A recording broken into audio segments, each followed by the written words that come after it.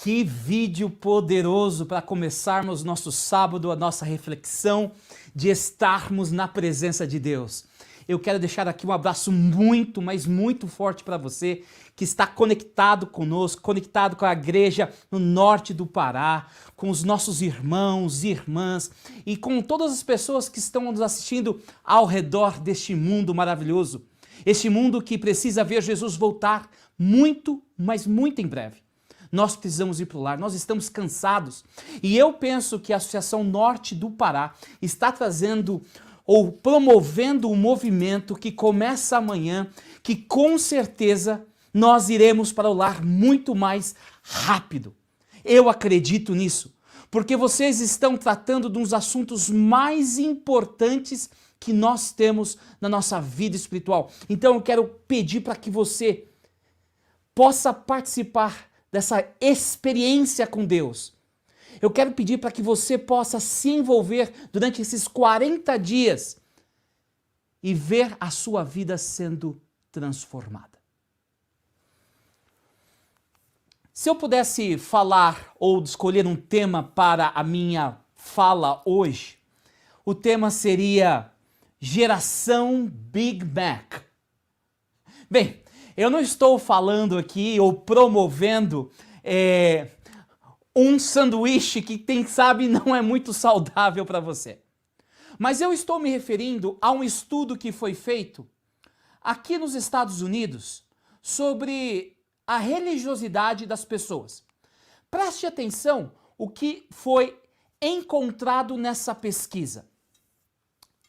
Uma pesquisa indicou que mais americanos podem nomear os 7 ingredientes em um Big Mac do McDonald's do que os 10 mandamentos. As pessoas sabem mais sobre o lanche do que os 10 mandamentos. A pesquisa, que contou com mais de 1.000 americanos, mostrou que 80% deles podiam citar o ingrediente principal do Big Mac, 2 hambúrgueres de carne.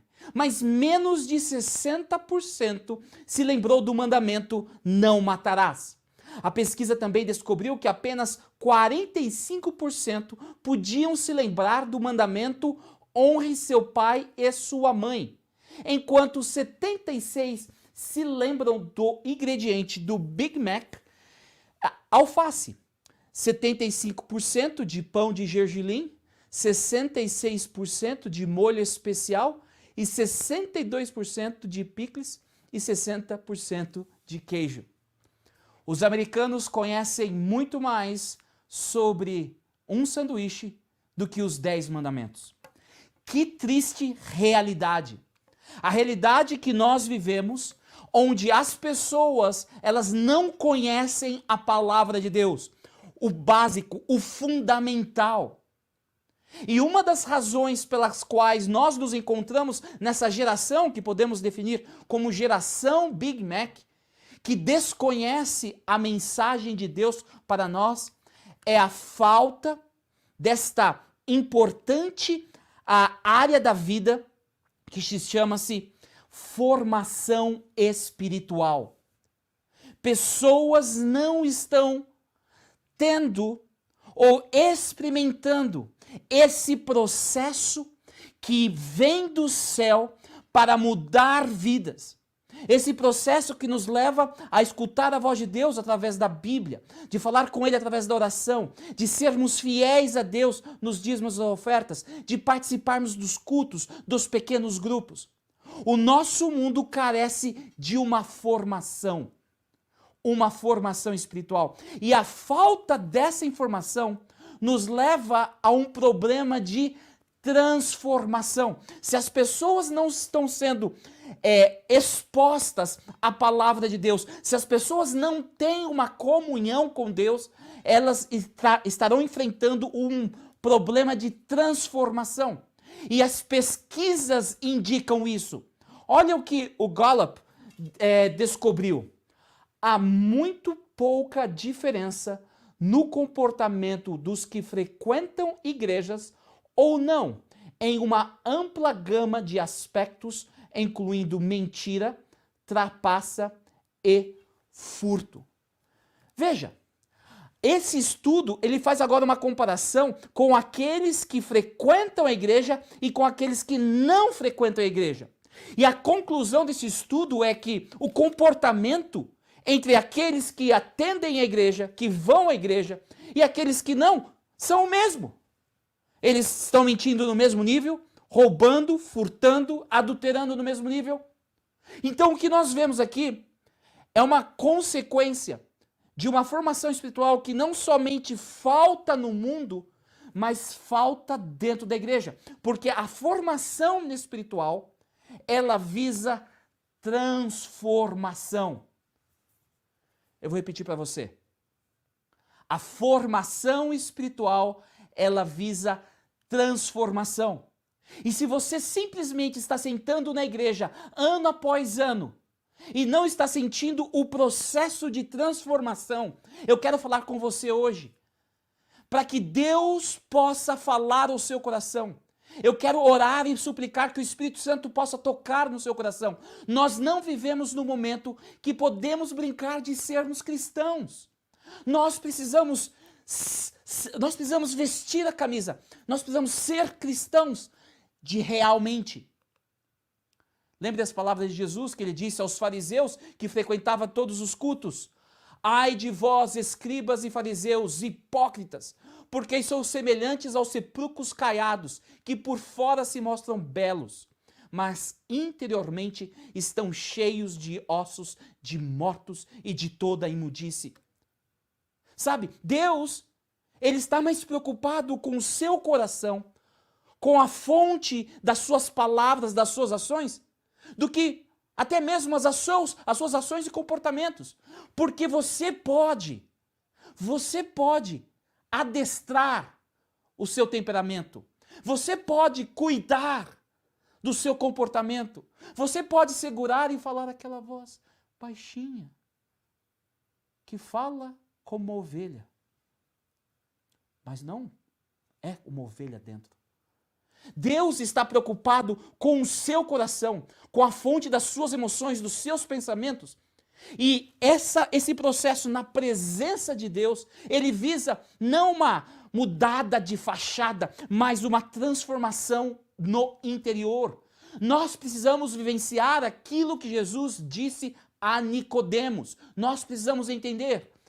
Portanto, não se surpreenda quando eu digo: é necessário nascer de novo.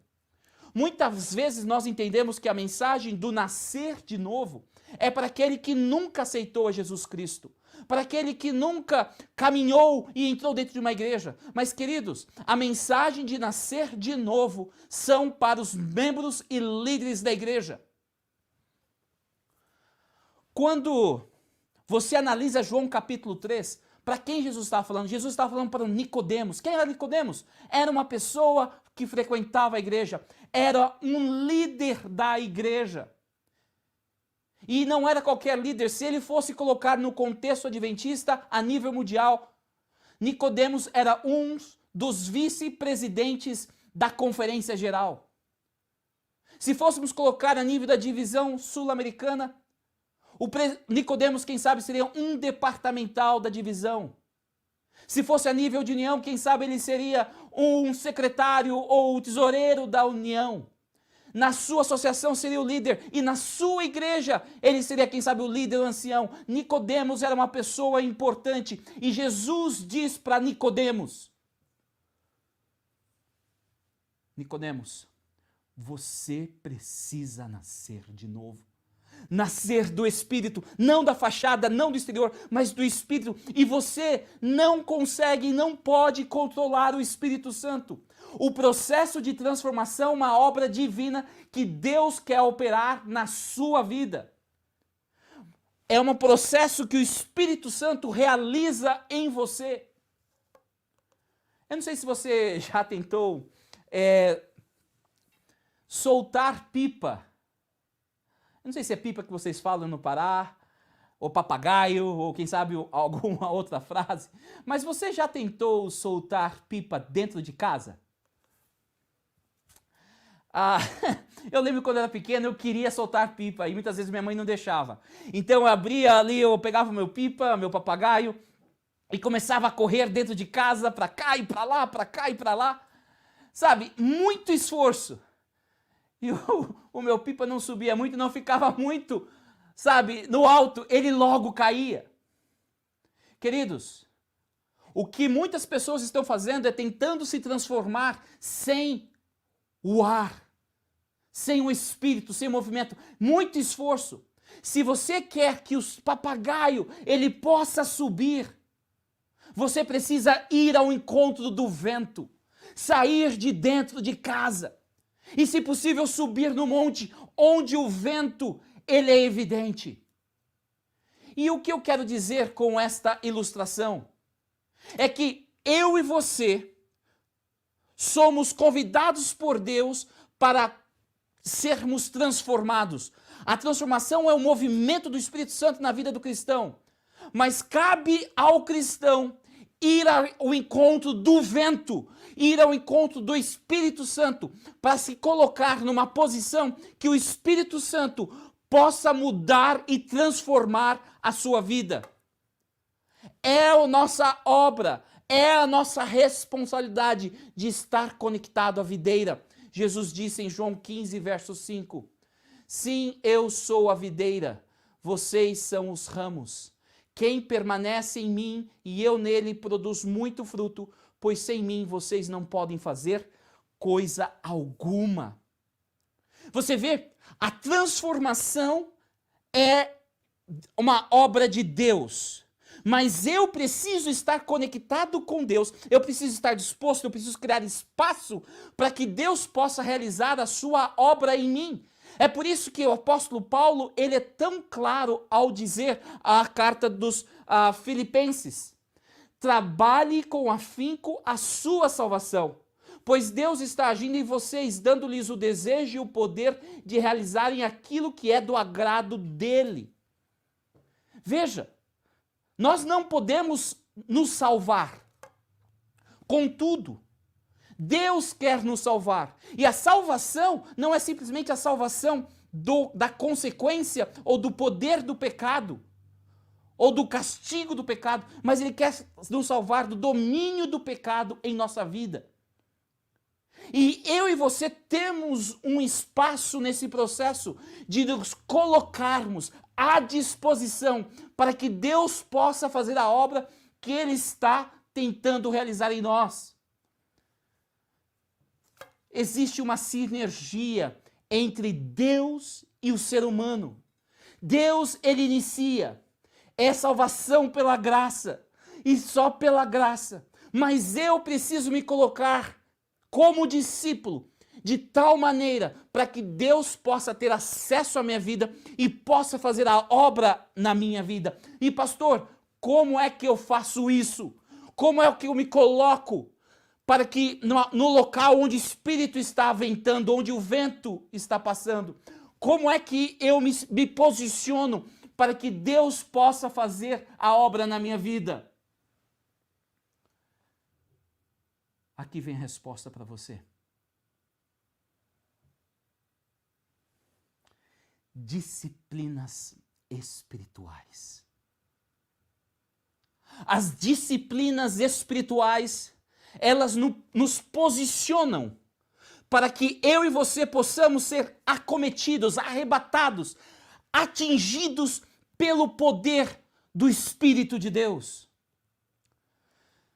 Eu quero dizer para você que não existe um poder em si na disciplina em si. A disciplina em si não tem uma finalidade ou um fim em si mesmo.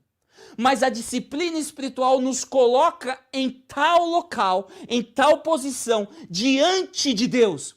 É aonde a disciplina nos conduz, na presença de Deus, que nós temos e somos expostos ao poder transformador de Deus. Querido, se você quer ser transformado, você precisa sair de dentro de casa com o seu papagaio e ir ao encontro do vento, para que o vento possa levar o seu papagaio lá no alto, para que o Espírito Santo possa fazer a transformação. mas para que isso aconteça, você precisa passar pela porta, sair de dentro de casa, e a porta que te leva até o vento chama-se disciplinas espirituais. Disciplinas espirituais internas e externas, privadas ou públicas, congregacionais, disciplinas de fidelidade a Deus. São estas as maneiras pelas quais nós somos conduzidos e nos posicionamos diante de Deus para que Deus possa nos transformar. E é por isso que é tão essencial este programa que a igreja no norte do Pará está liderando, porque a igreja quer criar maneiras, veículos, proporcionar maneiras para que você possa se aproximar, estar diante do Criador e, estando diante do Criador, ser transformado por Ele. Que coisa linda, que coisa poderosa. Preste atenção o que Paulo diz em 2 Coríntios 3,18. Portanto, todos nós dos quais o véu foi removido, podemos ver e refletir a glória do Senhor. E o Senhor, que é o Espírito, nos transforma gradativamente à sua imagem gloriosa, deixando-nos cada vez mais parecidos com Ele. O Espírito Santo, Ele nos transforma, e essa transformação ela é gradativa, vem pela contemplação. A contemplação do Senhor. E como eu contemplo o Senhor? Eu contemplo o Senhor pela maneira pela qual as disciplinas espirituais me conduzem para eu estar na presença de Deus e vivenciar o Espírito de Deus que irá transformar você. Você não pode controlar o Espírito. Você não pode dizer o que o Espírito vai fazer na sua vida. O que você pode fazer é se submeter ao Espírito e dizer: aqui estou, transforma a minha vida. E é este canal de ligação entre a humanidade e o céu que as disciplinas espirituais da leitura da Bíblia, oração, pequenos grupos, louvor, comunhão, fasting, fugiu a palavra agora aqui em português, quando você não come ali, você está jejuando, obrigado, você está jejuando.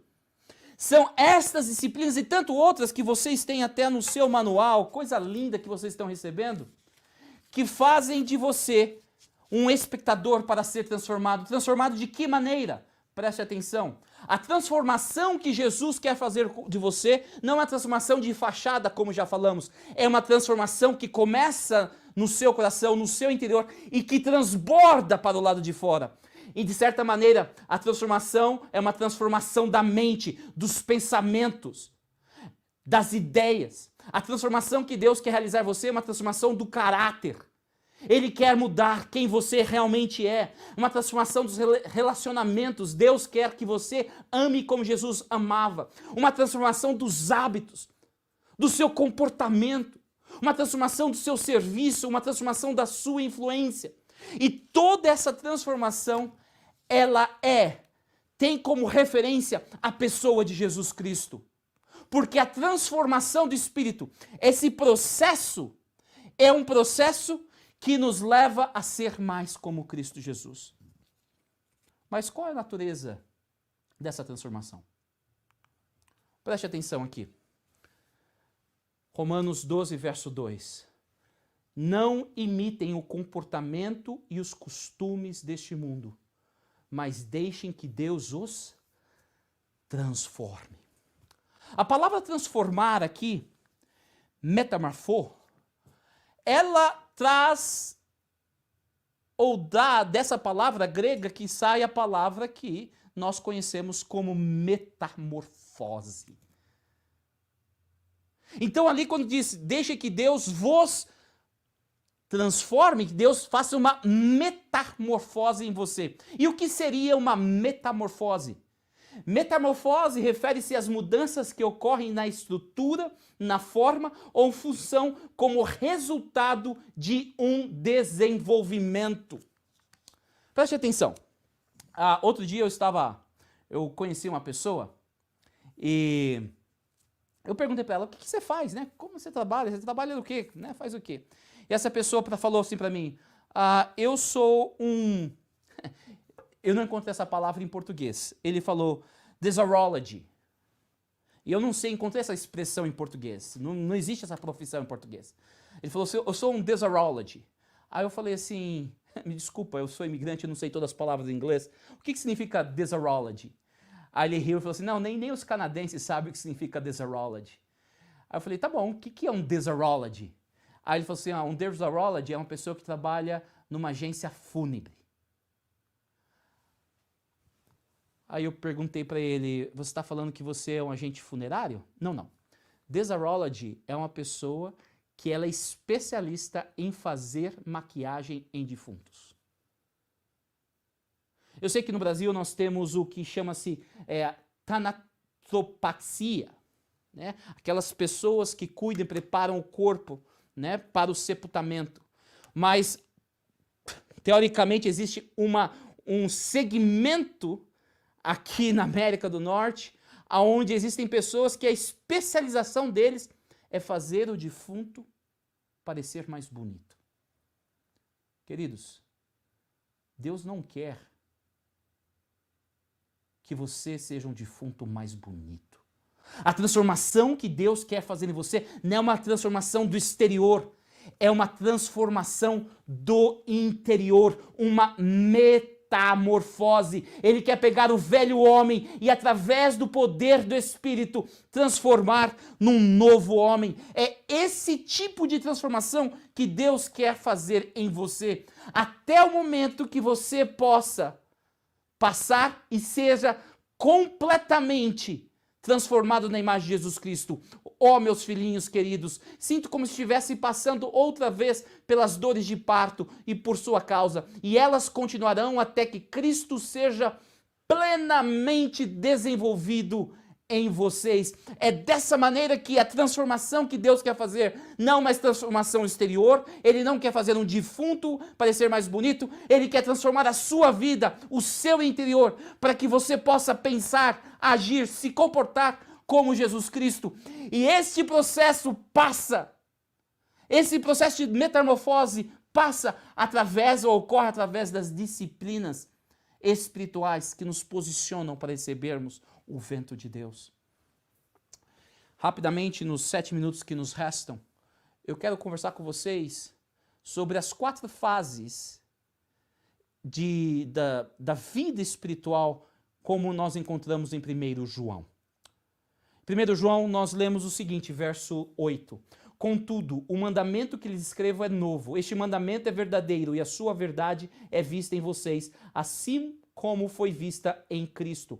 Pois a escuridão está passando e a verdadeira luz já está brilhando. O que nós vemos aqui é João falando de um processo de você sair da luz e você sair das trevas e ir para a luz. O processo de estar morto e vir para a vida. Paulo, ele é mais enfático nisso. E eu falo que essa primeira fase da jornada espiritual, desenvolvimento espiritual, chama-se a fase das trevas ou do zumbi. Por que zumbi? Porque é um morto vivo. É um morto que está andando, caminhando, mas ainda não encontrou a vida em Cristo Jesus. E Paulo deixa bem claro isso na carta aos Efésios. Ele vos deu vida, estando vós mortos nos vossos delitos e pecados, nos quais andastes outrora, segundo o curso deste mundo, segundo o príncipe da potestade do ar, do espírito que agora atua nos filhos da desobediência. A primeira fase é daqueles que estavam mortos, mas que caminham, mas não encontraram Jesus, estavam nas trevas e ainda não estão na luz. E eu louvo a Deus porque se por alguma razão você está assistindo a nossa live ao vivo aqui, se você está assistindo esse vídeo depois, por alguma razão você não se encontra nesse grupo, porque Cristo já alcançou você, e você agora vive na luz, e eu louvo a Jesus Cristo por isso. Mas Paulo, ele não para, João não para por aí. Ele vai para a segunda fase, que seria uma fase infanto-juvenil. O que seria essa fase infanto-juvenil? O texto bíblico nos diz, filhinhos, eu estou lhe escrevendo porque os seus pecados são perdoados por causa de Cristo. Veja, João está falando aqui de uma fase de infância na vida espiritual. E veja, não estou falando de discipulado, estou falando de vida espiritual, comunhão com Deus. E esta fase de comunhão com Deus, ela é marcada por aceitar Jesus Cristo como seu Salvador. E queridos, essa é a coisa mais importante que existe. Esse é o fundamento de tudo. O nascimento, o que nos traz vida, o que tira a gente das trevas para a luz, é aceitar a graça de Jesus. E a primeira maneira como nós nos relacionamos com Deus é através da graça. Temos 3, pelo menos, subfases nesse momento infantil. É a graça, experimento a graça, o perdão, a cura. Que coisa maravilhosa, que coisa poderosa. O segundo aspecto é aceitando Deus como Pai. Você agora começa a mudar as suas ideias de quem é Deus, porque muitas vezes nós temos a ideia que Deus é um carrasco, crescemos com a ideia que Deus vai castigar você, que Deus Ele quer te pegar. E agora você começa a ler e entender a Bíblia, e você começa a ver, não, Deus não é assim, Deus, Ele é amoroso. E agora você começa a crescer com outras pessoas, a compreender o que significa crescer uma vida juntos. Essa primeira fase é uma fase importante pela qual todos nós precisamos passar. É a infância. O problema é se nós ficarmos nessa fase. Essa fase que está engatinhando com Jesus, caminhando com Jesus. É uma fase que muitas vezes só fica pensando em si próprio, que muitas vezes chora e está preocupado, será que eu vou perder a salvação? Será que eu vou fazer isso? Eu vou perder a vida eterna. A vida espiritual daquele que está nessa fase, ela é muito frágil. É uma fase que muitas vezes a pessoa tem medo, tudo é por medo. Se não fizer isso, se eu não devolver o dízimo, se eu não for ao culto, quem sabe Deus não vai deixar de me amar. É muito frágil, como uma criança. E é interessante que, preste atenção nesse quadro aqui, idade 51 anos, maturidade espiritual 18 meses. É importante você passar por essa fase da infanto-juvenil da espiritualidade, mas você não pode ficar só nessa fase. Você tem que progredir. Se você só fica nessa fase, Bill Hall, ele chama você de vampiro espiritual. É aquela pessoa que só precisa um pouco do sangue de Cristo para resolver o problema e garantir o céu e para por aí. Queridos, infelizmente, muitos daqueles que aceitaram a luz de Cristo Jesus, a salvação, aqueles que aceitaram uma nova vida em Jesus estão nessa fase infantil, aonde eles simplesmente vivem essa fragilidade da caminhada com Deus, se relacionar com Deus de uma maneira frágil. A segunda fase é uma fase que é infanto-juvenil. Parte agora para a terceira fase. Escrevi a vocês, jovens, porque são fortes. A palavra de Deus permanece em seu coração e vocês venceram o maligno. A terceira fase agora é jovens adultos. É quando você deixa daquela parte infantil e começa a amadurecer a sua fé. Como você amadurece a sua fé? 3 pontos importantes nesse processo de amadurecimento da fé. Você começa a descobrir a própria fé. Você não depende tanto das pessoas. Você não depende tanto do pastor, do ancião. Você começa a estudar por você próprio. Você começa a conectar a verdade e a vida. Opa, Jesus pediu para eu fazer isso. Eu preciso colocar isso em prática. O terceiro aspecto, você começa agora a derrotar os inimigos do crescimento espiritual. Nesta fase, você está focado em saber o que precisa ser feito. Você é forte. Você é forte no conhecimento da palavra. Você tem um conhecimento forte. Sabe muito. E por isso você consegue derrotar o inimigo. Mas você pode correr o risco de enfrentar a obesidade espiritual. O que é obesidade espiritual? Ter muita informação, mas não viver. Não experimentar o Cristo verdadeiro na sua comunhão. Você pode ler a Bíblia, devolver o dízimo. Opa, fiz minha parte. A Bíblia fala, eu fiz, estou garantido. Mas você ainda não conseguiu amadurecer para a maturidade espiritual. É como você tivesse, quem sabe, uma esteira no seu quarto e você fala assim, eu preciso perder alguns quilos. Junta, procura a melhor esteira. Sabe tudo sobre aquela esteira. Põe na frente da sua cama. Porque todo dia, quando acordar, você vai caminhar. Todo dia, antes de dormir, você vai caminhar. Mas a esteira continua lá. Você sabe da importância. Você conhece, sabe como fazer. Mas você não está vivenciando. Essa terceira fase, jovens adultos, é uma fase que é importante, é uma fase que nós precisamos passar, de conhecer, nos aprofundar na palavra de Deus, de desenvolver a nossa própria fé, de ter o conhecimento, mas ela não pode parar aqui. E infelizmente, a maioria dos nossos irmãos, eles estão estagnados nessa fase, na fase do conhecimento, e nunca chega na próxima fase. Veja, não há nenhum problema na primeira fase, ela é essencial, ela é perfeita. Não há nenhum problema na segunda fase, ela é essencial, ela é perfeita. O problema está ficar estagnado nessa fase. Não progredir, não evoluir, não permitir que o Espírito Santo continue a sua transformação. Até chegar ao quê? A maturidade. Escreva vocês, pais. Primeiro João fala às crianças, depois ele fala aos jovens, e depois ele fala aos pais. Ele não está falando de cronologia ou idade, ele está falando de espiritualidade. Escreva vocês porque conhecem aquele que existia desde o princípio. O relacionamento daquele que agora é maduro, que essa seria a quarta fase, da terceira fase, jovens adultos, passa para a quarta fase, a maturidade espiritual. É o relacionamento daqueles que entenderam que o mais importante da oração não é oração, não é pedir, não é agradecer. O mais importante é estar na presença de Deus. A bênção da oração é estar na presença de Deus. Aqueles que compreenderam quando eles vão devolver os seus dízimos e ofertas, eles não estão simplesmente cumprindo algo que Deus pediu, mas eles estão reconhecendo e falando: Deus é o dono de tudo.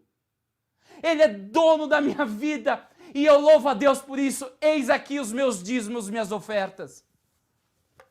Existe uma diferença. Conhecer, e conhecer aqui no grego, no original, a ideia é muito mais do que entendimento, é uma ideia de comunhão íntima com Deus. Lembra como a Bíblia fala? E Adão conheceu Eva e eles tiveram filhos. É esse tipo de conhecimento, de intimidade. É aquele momento que você quer passar mais tempo com Deus, mas não consegue por causa das atividades. É aquela situação que Enoque passou, que ele andava tanto com Deus que Deus o tomou para si. É essa fase que Deus está chamando você para você adentrar. É essa fase que Deus está aguardando você vivenciar para que Ele possa colocar um ponto final na história deste mundo. Por que demorar? Por que segurar? Entregue-se. Participe-se desse movimento que vai conduzir muitos que estão das trevas para a primeira fase, para a segunda fase, da segunda fase para a terceira, para até que você chegue à maturidade, que a sua alegria é ter a comunhão com Deus. E a sua alegria agora é levar outros a ter essa experiência com Deus. Você está tão apaixonado com Deus, é tão íntimo. Você reflete o caráter dele, você escuta a voz dele. Que você não quer reter essas bênçãos para você, você quer que outros caminhem com você. Eu tenho um grupo de discipulado com meus adolescentes da minha igreja. E nós nos encontramos todos os sábados. E no sábado passado nós fizemos um momento de oração, éramos em 4. Não éramos muito, mas ficamos 30 minutos em oração. E eu falei para aqueles meninos, um ano atrás, quando nós começamos esse projeto, vocês estavam orando 3 vezes, 3 minutos, nós estamos em meia hora. O que está acontecendo? A transformação é o desejo de estar conjunto com Jesus. E o terceiro e último, amadurecimento pelo tempo e a experiência. Depois de tanto tempo caminhando com Deus, você quer ficar com Ele.